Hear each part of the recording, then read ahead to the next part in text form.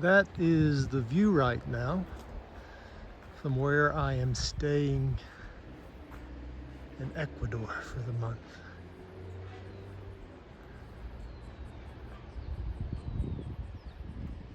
One of the most beautiful places I've had the honor to live. The energy here is incredible. People are beautiful. The food is fresh and amazing, and the water's clean. Air's clean. Harder and harder to find those these days. Hello. Something I wanted to talk about today, and I decided to just talk and walk, is all the stuff that's out there right now with the drones, the UAPs, UFOs, whatever you want to call them, that have been sighted all over the world, all over the so-called secure airspaces in the United States, and what that means for our evolution, for ascension, for this changing of the ages that we're in, and also to just discuss a little bit about what that actually is. And I have sort of the unique perspective of being an attorney that's very grounded in the 3D political legal system, and also somebody who's a seeker, who has done a lot of spiritual and shamanic work over the years. And I've been aware of the UFO, UAP phenomena since my initial spiritual awakening, since about 2011. And I, at that time, just did a big deep dive and read everything I could, watched everything I could about that phenomena, and reached certain conclusions. Most of the information out there, I realized very quickly, was not really reliable, was, for lack of a better word, a psyop that was intended to mislead, misinform, and manipulate. And there's a few voices in that field that I pretty well trust, but not completely. And one of those is Dr. Stephen Greer. And he's been doing a lot of good work for a long time. He's a former emergency room doctor, and he has a huge catalog of videos and documents that document the UAP, UFO phenomena. He has lots of whistleblower testimony and that sort of thing. And he's been saying for 30 years that the United States, and more than just the United States, it's really this multinational organization, has been doing crash retrievals for since the 1940s and 50s, that they have reverse engineered a lot of this technology, that we have the capacity and have had the capacity since the 1950s for electrogravitic vehicles, which is basically the flying saucer, and perhaps more importantly, 0-point energy, which would basically render our whole energy system based on carbon and fossil fuels irrelevant. So we've had since the 1950s the capacity to be free of fossil fuels, which would have created a completely different world than what we live in right now. It would have been a world where we didn't have to destroy our biosphere for energy. It would have been a world of abundance, so much abundance that the scarcity created by the monetary system would have been completely unnecessary. And we chose not to release that to the public, or somebody chose not to release that to the public, probably for various reasons, some of which may be valid. Infinite energy in the wrong hands could be very dangerous. And they may have thought that our level of consciousness was not up to the task of being able to handle that technology without self-implosion. They may be right, I don't know.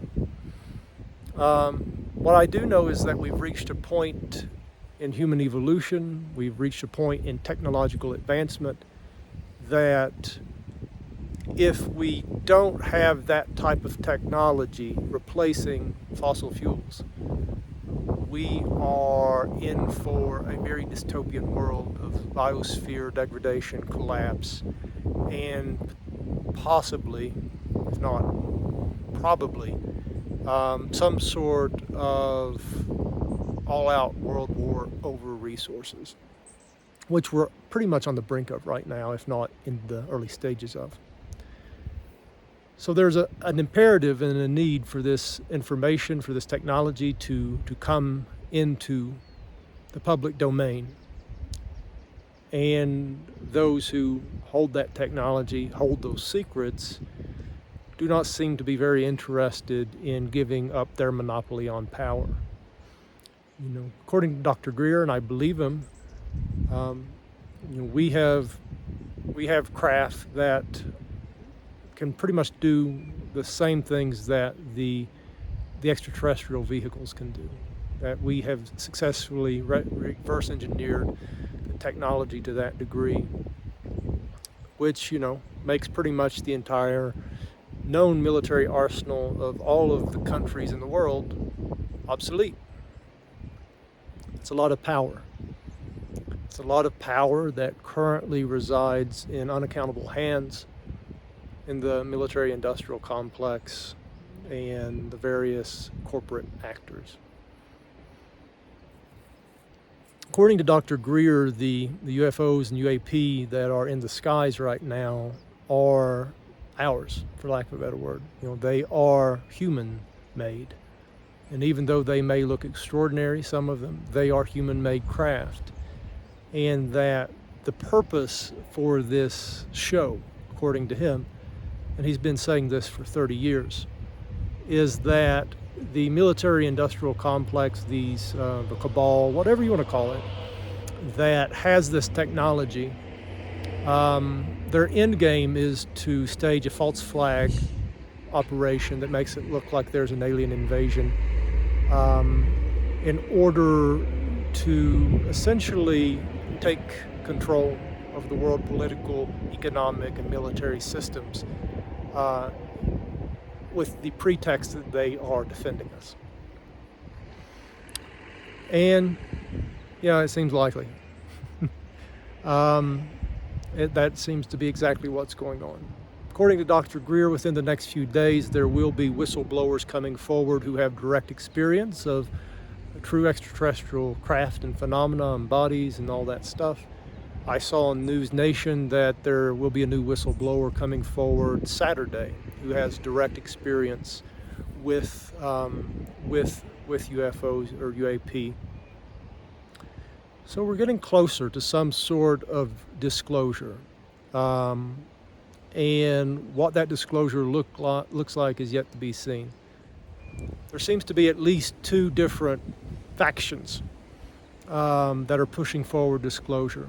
One of them is the military-industrial complex that is pushing forward a disclosure narrative that serves their interest and probably to justify some sort of military junta at a global level where they have created the ultimate other that they need to defend us from, that benefits them and gives them more power and money. And the alternative is, this emergent whistleblowers, defectors, people like Dr. Greer, who are saying, no, we don't need to go in this direction. This technology should be peacefully transferred to responsible elected bodies and made available for the benefit of all of humanity. That's the world I would like to see, is the democratization of this technology to benefit all of humanity, to liberate us from fossil fuels, to liberate us from scarcity, so that we can truly build a sustainable world and culture. Who's going to win? I don't really know. One of the things Dr. Greer says that I have always found a little bit dubious, and is honestly my main concern with him, is he says that all of the UFOs, of all of them, all ETs in general, are benevolent, that there's no such thing as an evil ET, and that we shouldn't worry about that. I have always suspected he's doing some 3D chess there. My understanding of the way the universe works is that duality does exist to a certain level, and then at a certain point, and according to the law of one material, they call it sixth density, negative and positive polarity combine into this beautiful non-dual place, which is in service to all life. But there are stages of evolution from the 3D human up to the 4D, 5D beings that are very much learning through the experience of duality, service to others or service to self. And, according to that material, which I find to be very credible, we live in a universe of many benevolent beings and some not so benevolent beings. And that we are in a point in our evolution as a species of choosing the path that we will take for the remainder of our evolution, whether it will be service to others or service to self. The path of the heart or the path of control and domination. My understanding of the way the metaphysics work is the reason that the so-called negatively oriented or evil advanced extraterrestrials have not staged some sort of full-on invasion of the earth, is that the law of free will prohibits them from doing so, because humanity is in a sort of quarantine, because we are an emergent civilization that has not yet made the choice. Once we make the choice, as I understand it, then that quarantine is lifted, and then it's kind of no holds barred. But as we're in this place of making the choice of choosing polarities, choosing the way of the heart, or the way of control and domination, there's a certain amount of protection that we have by virtue of natural law and the guardians of this planet, the benevolent guardians of this planet that are of that sixth density non-dual level of consciousness and above. If the negative, so-called negative ETs are to take over this planet, to colonize this planet, to cause it to join their empire, it would have to be done by our free will. And that's the interesting part. We would have to voluntarily agree to walk that path of evolution as our method, or our path of growth, our curriculum, and we would be joining an empire of negatively oriented beings that adhere to that path of spiritual evolution, of control, domination, and really further enmeshment into physical form, while expanding the mental capacity through various means, whether it be transhumanist methods of merger with technology or otherwise. The negative path of evolution is very much one of the lateral spin. And what I mean by that is they skip the heart. They skip the heart and they go right to the third eye, the crown, to reach the multidimensional awareness.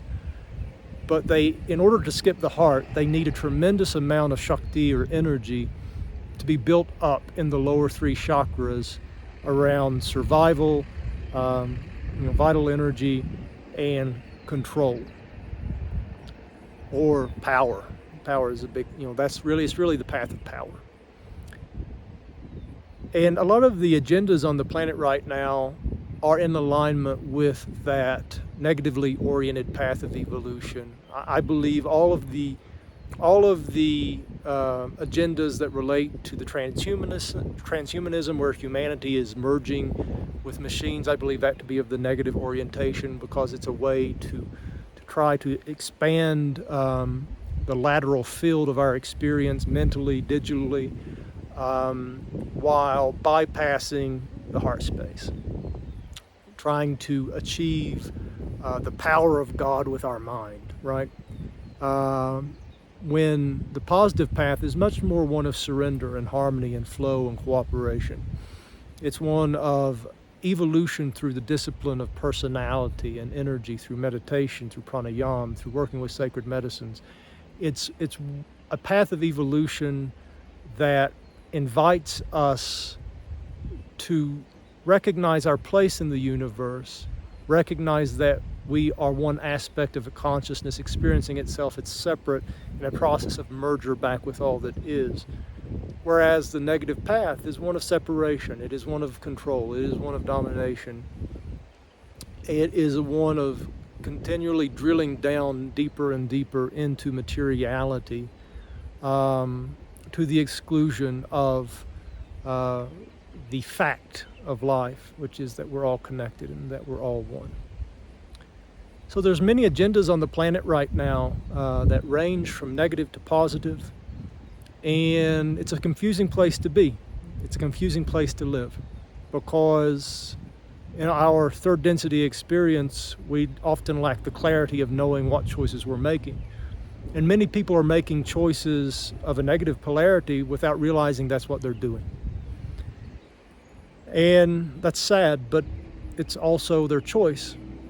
As someone choosing a positive path of evolution who's been on the path for quite a while, I choose to use my voice to help people clarify their choice. What are you choosing? Are you choosing love, or are you choosing control, power, domination? Are you choosing surrender? Are you choosing harmony? Or are you choosing separation? I think the reason that Dr. Greer paints the picture that all ETs are benevolent is because he realizes that part of the agenda of the cabal, or let's say industrial complex, whatever name you prefer, is this false flag alien invasion, which will create the planetary conditions through bellicosity and war for us to invite negatively oriented beings to this planet for conquest, for domination, for us to join voluntarily their empire. If, on the other hand, we choose to believe that all ETs are benevolent, and choose to proceed into the universe in peace, that's an green flag, an invitation to the benevolent forces, the benevolent ETs out there, that says we are a peaceful civilization, we are a peaceful world that is choosing positive polarity, and that will invite us into that confederation and give us protection as a peaceful civilization, a part of this larger galactic community. I think Dr. Greer probably did some calculus a long time ago where he decided that it was too complicated to explain that to people, and that it was better just to simplify and say all ETs are benevolent, rather than say, well, the fact is there are good and bad out there, but how we proceed will inform whether we are contacted by positive or negative ETs. If we proceed with bellicosity, that will be an open invitation to conflict with the negative. If we proceed in peace, that will be an open invitation to the positively oriented beings that will give us protection from those malevolent forces. That's complicated for most people, because most people say, well, if there are negative ETs out there, we need to defend ourselves. And Dr. Greer is right in that in a true conflict of power versus power, humanity's not going to win. In the power versus power dynamic, humanity is a young, emergent civilization that is not going to be able to win a conflict with a confederation or empire of thousands of planets that include civilizations that are thousands of years older than us. So it is foolish to proceed with bellicosity. It is foolish to proceed on a war footing, because he's right.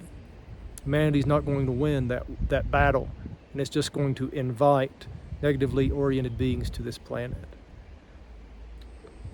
So, even though I think he's fudging a little bit about whether there's positively oriented beings and negatively oriented beings, I think he's right. I think he's right that the best way for us to proceed as a species is in peace, is in love, is in service to the good of all, and is to democratize these technologies so that we can live on a peaceful planet without scarcity. All right, so these things are happening. They're unfolding quickly. I just felt called to talk about it, and I'm curious what y'all's thoughts are and experiences.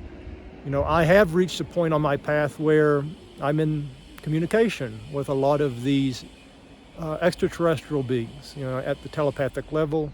I've seen them in ceremonies. I've seen them outside of ceremonies. I have an open line of communication with them that I can talk to them. You know, it's telepathic communication, so there's always they're respecting my free will in that sense, and my opportunity to believe or disbelieve. And you have that same opportunity. All right, everybody. One more look at the beautiful surroundings around me here in the Andes. Till next time, namaste.